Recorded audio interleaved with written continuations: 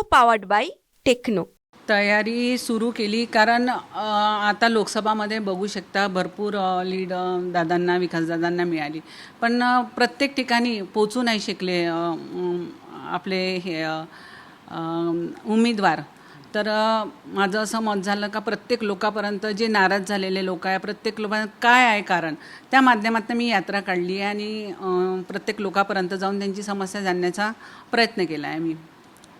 आणि उमेदवारी जर नक्की पक्ष माझ्यावर विश्वास करेल तर नक्कीच मी त्यांच्या शब्दावर खरी उतरील. पूर्व नागपूरमध्ये ही सीट नक्कीच निवडून आणण्याचा प्रयत्न करेन. बदलाव यात्रा तुम्ही काढली, काय उद्देश आहे, कशाचा बदलाव पाहिजे? बदलाव म्हणजे भरपूरशी समस्या आहे. कारण आता बघू शकता तुम्ही BJP सरकार आल्यापासून भरपूरशी महागाई वाढलेली आहे, भरपूरशा समस्या आहे. गटर लाईनची समस्या आहे, त्यांची शहर लाईनची समस्या आहे, अजून काम ते रस्ते नाही आहे व्यवस्थित, महागाई पुष्कळ प्रमाणात वाढलेली आहे, त्यामुळे लोक त्रस्त झाले आहे. तर बदलाव त्यांच्या मी जे बदलाव यात्रा काढली आहे त्या माध्यमातून लोकांपर्यंत लोकांची हेच मतं होती का बा आता आम्हाला बदलाव घडवायचा आहे आणि आम्ही आता काँग्रेस पक्षाचा साथ देऊन, कारण BJPनी खूप डोक्याच्या वर महागाई वाढवली आहे. आमचं खाणंसुद्धा झालं आहे. 10,000 रुपये कमवणारे आम्ही इतकं कसं हे करू शकणार आहे.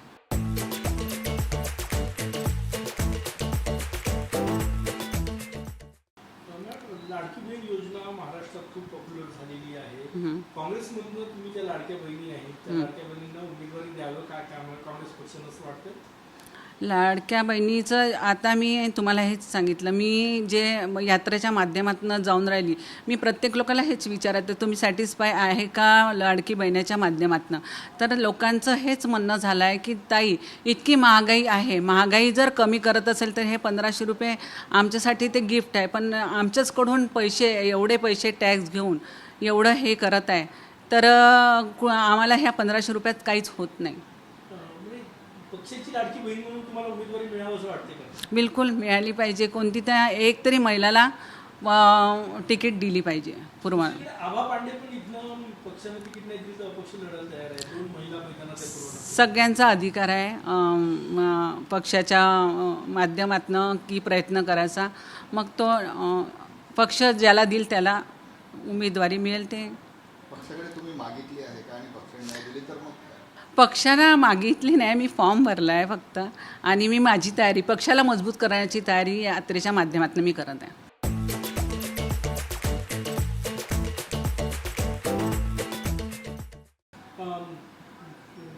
जनसंपर्क भाजपचे उमेदवार आहे ते तेली समाजातून येतात. तेली समाजाविरुद्ध तेली समाजाचा उमेदवार देण्याची तयारी जी आहे या ठिकाणी करण्यात येते. तुमचं कसं म्हणणं आहे? तेलालाच तिकीट गेली पाहिजे आणि पूर्व नागपूर तेल्यांचा जास्त संख्या तेल्यांची संख्या जास्त प्रमाणात आहे, तर ते तेलीलाच तिकीट गेली तर नक्कीच ते तिकीट निघू शकते. जनसंपर्क तुम्ही करताय, मोठ्या प्रमाणात लोकांपर्यंत पोहोचण्याचा प्रयत्न करताय, कसा प्रतिसाद? खूप चांगला प्रतिसाद मिळत आहे, कारण खूप लोक त्रस्त झालेले आहे. महागाई तर आहेच आहे, शहर लाईनचा प्रॉब्लेम आहे. आता मी प्रत्येक ठिकाणी मला प्रत्येक लोक आतमध्ये सुद्धा त्यांची इतकी घाण अवस्था झालेली आहे. आता तुम्ही बघू शकता डम्पिंग यार्डचाही खूप मोठा मुद्दा आहे. आता पूर आल्यामुळे सगळ्यांच्या घरात पाणी घाणेरडं शिरलं. तिथं कोणीही BJPचे ना नगरसेवक गेले ना आमदार गेले, शहर अध्यक्षसुद्धा नाही गेले, ना कोणीच गेलं आतापर्यंत त्यांच्यापर्यंत. तर ते नाराजगी दिसून येऊन राहिली. को पावर्ड बाय टेक्नो।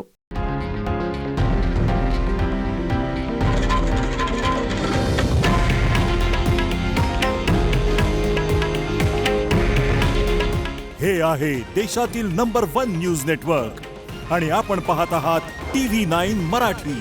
काळजी तुमची, हित महाराष्ट्राचं.